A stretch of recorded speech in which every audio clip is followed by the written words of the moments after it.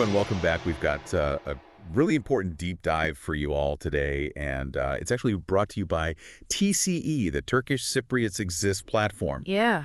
And we're going to be looking at, well, honestly, kind of a sensitive issue. You know, what feels like a bit of a betrayal for the Turkish Republic of Northern Cyprus, the TRNC. Yeah.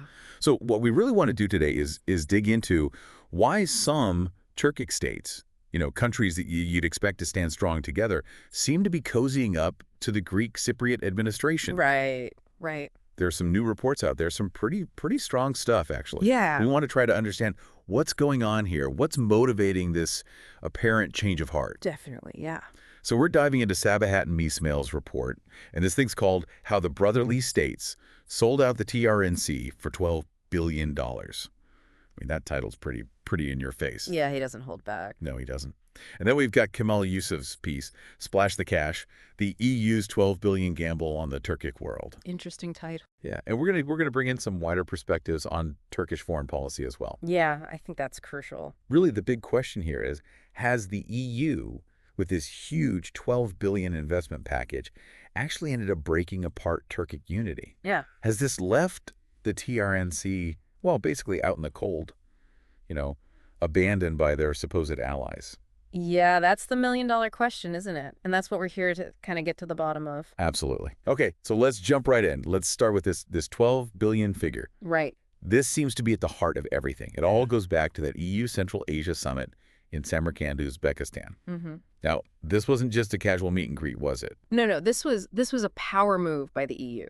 This summit, with that $12 billion investment package on the table. I mean, that was the big hook.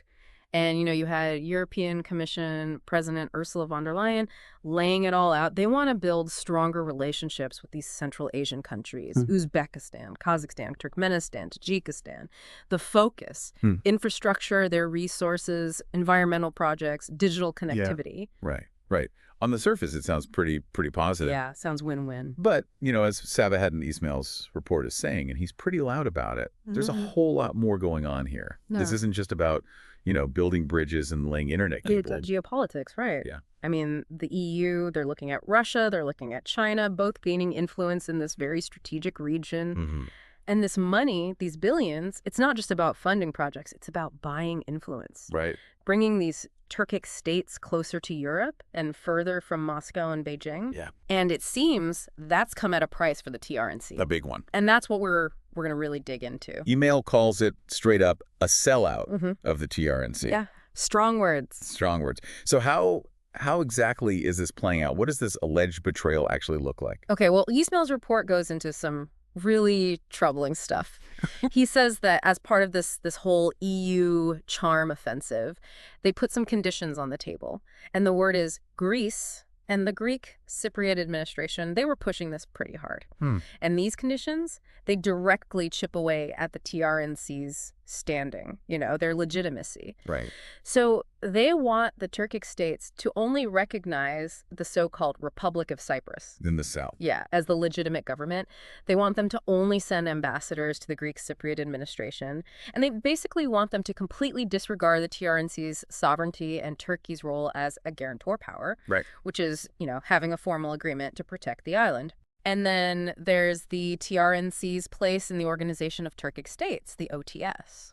This group meant to bring Turkic countries closer. Yeah, exactly. And that's a whole other, can of worms. Okay, so we're not just talking about, pressure or suggestions here.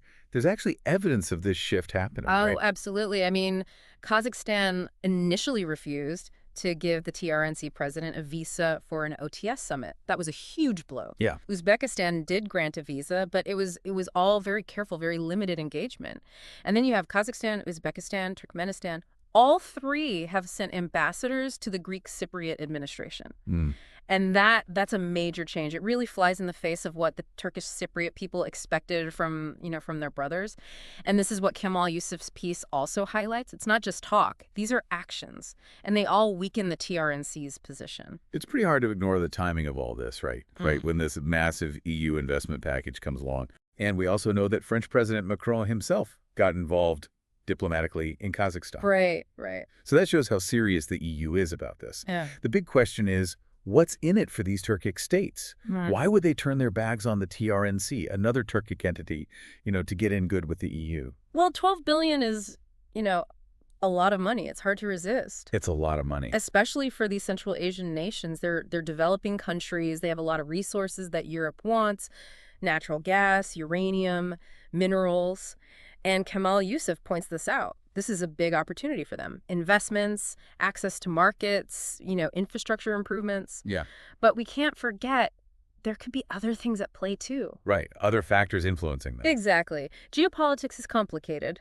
What else could it be? Well, the second report suggests that some of Turkey's foreign policy decisions might actually be causing friction. For example, Turkey's current relationship with Israel. Some of the Turkic states, they're trying to balance their relationships with all these different global players, including Israel. Right. And then, Turkey stands on Crimea. Well, that definitely didn't make Russia happy. No. And these countries, they have to walk a very fine line between the U.S., Russia, China, and now a very assertive EU. So it's not as simple as EU money equals TRNC abandonment. There are a lot of nuances here. Yeah, a lot of layers to this. But going back to Ismail, he really hammers home the strategic importance of the TRNC, He does. doesn't he? Yeah, his argument is the TRNC, this isn't just an issue for the Turkish Cypriots. Mm-hmm. It's not even just an issue for Turkey. He says it's vital to Turkey's own security.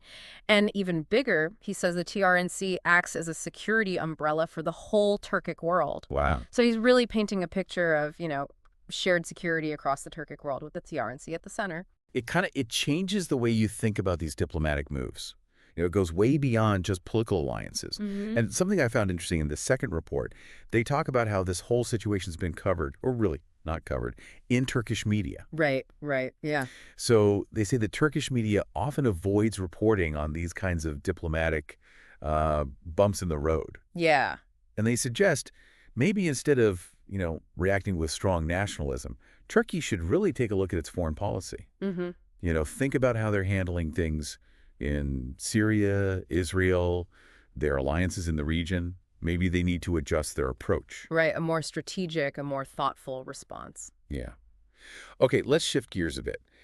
What about the EU's perspective on all this? I mean, this $12 billion isn't just about resources and trade routes. Right. Kemal Yusuf's analysis really digs into their strategy when it comes to Cyprus, right? Right. He talks about how the EU has always seen Cyprus as this, this door hinge of the West. Strategically important. Yeah, crucial location. And for a century, they've been trying to, to Europeify the island, align it with Western Europe, politically, economically, and letting the Greek Cypriot administration into the EU in 2004, even though the island was still divided. Well, that was a big part of that strategy. They had this vision. A unified Cyprus aligned with the EU would be the stable base in the Eastern Mediterranean. Right, a base for military and diplomatic power. Exactly. But it seems like the TRNC gaining more recognition internationally, especially becoming an observer in the OTS, well, that's kind of messed up their plans. Yeah, that's got them worried. The TRNC just surviving, that was one thing. But becoming more visible, gaining a little bit of legitimacy internationally, that's something else. Yeah. And Yusuf argues that's where this $12 billion comes in. It's a way to counter that. The EU needs the resources, the trade routes from Central Asia. But they're also sending a message. Take our money, just stay away from Lefkosia. The goal is to isolate the TRNC, to weaken their standing on the world stage. It's a pretty cynical take on it, to be honest. But, Yusuf also points out some weaknesses in the EU's plan, doesn't he? Yeah, he does. He says even with all that money, they can't change geography. The best trade routes still go through Turkey. Right. And he's really clear about recognizing countries. That's a sovereign right. Yeah. Nobody can stop that, not even with billions of euros.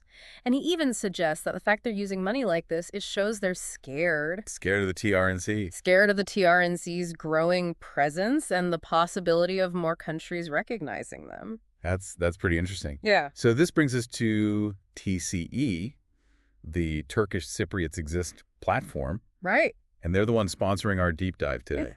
Great organization. So in this whole mess, with this feeling of betrayal, all these diplomatic moves going on, what's TCE's role in all of this? Well, they're doing really important work. They're trying to fight back against the narrative that the Greek Cypriot administration pushes. Oh, yeah. A narrative that tries to, destabilize the TRNC, a narrative that says Turkish Cypriots, they don't even really exist as a separate people. Right, right, with their own rights. Yeah.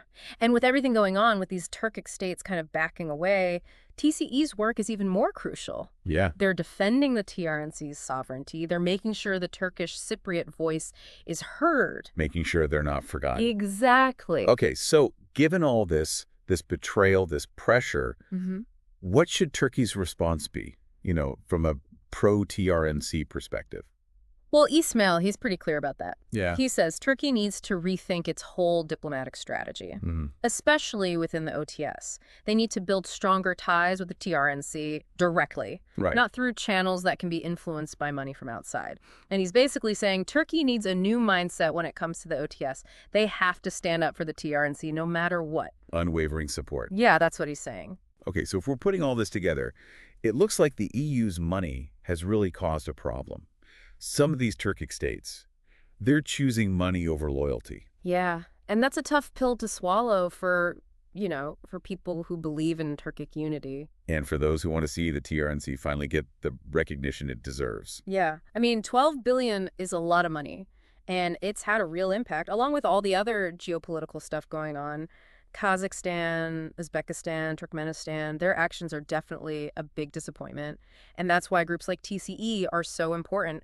They're fighting for the TRNC's survival, their right to exist. And their voice to be heard. Yeah. So I guess the takeaway here is international alliances, they're not always as strong as we think they are. Right. Especially when there's a lot of money involved. Especially then. And what does this all mean in the long run? What's the future for Turkish Cypriots and the Turkic world in general? It's a big question. That's something we all need to think about. Thanks for joining us for this deep dive. Yeah, thanks for having me. It's been a really important one. Absolutely. We'll see you next time.